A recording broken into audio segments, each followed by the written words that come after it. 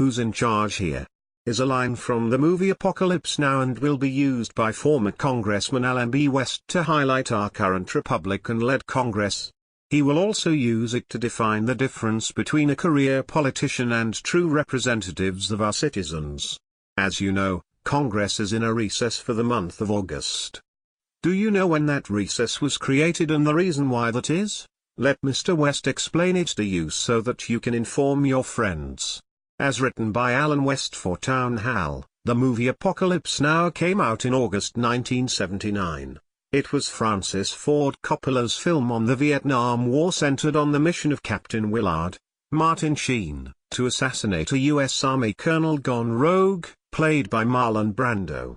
I was beginning my freshman year of college at the University of Tennessee, and as a student enrolled in ROTC, I went to see the movie. Of course, it took me 3 viewings to really come to grips with the film and understand it. However, everyone remembers the memorable character, and lines, of Robert Duvall, who played an eccentric Air Cavalry Squadron commander who said, "Charlie, don't surf and I love the smell of napalm in the morning. It smells like victory."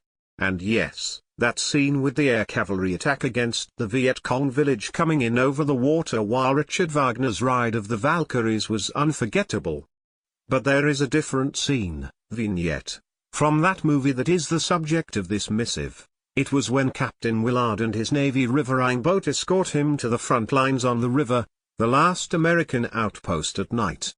It was there Captain Willard was supposed to link up with an Army officer for an intelligence update.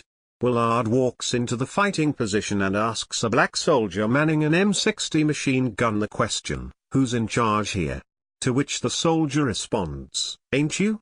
Imagine if you were to walk into Washington, D.C., right now and ask the same rhetorical question, "Who's in charge here?" It is the month of August and the U.S. House of Representatives, the U.S. Senate, and the President are all on vacation, or as they refer to it, recess. When I was a kid at Our Lady of Lourdes School in Atlanta, recess was a reward. If you had finished your work and were good in class, then you were able to take a recess after lunch.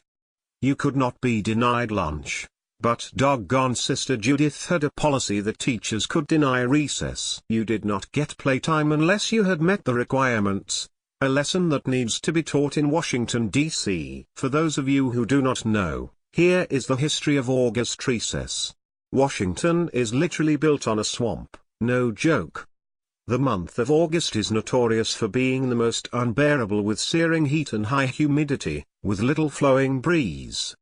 Back in the day when there was not any air conditioning, Congress would recess for the month of August. However, recess also meant that these citizen legislators went back to their normal occupations, since it was never the intent of our founding fathers to have career politicians, but true representatives, servant leaders. Now, recess has come to mean something completely different, and we do have career politicians. We are told how important it is for these legislators to be in their districts for the entire month of August, the need to meet with their constituents. I would love to see the town hall meeting schedule for every member of the House and Senate for this month. But, ask yourself, is this recess a reward, a time to decompress from a hard and productive legislative session, or just a taxpayer-funded 30-day-plus vacation?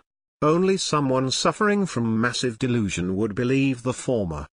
That is what frustrated me in my term as a U.S. congressman coming from a career in the military.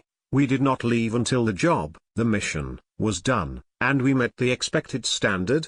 If not,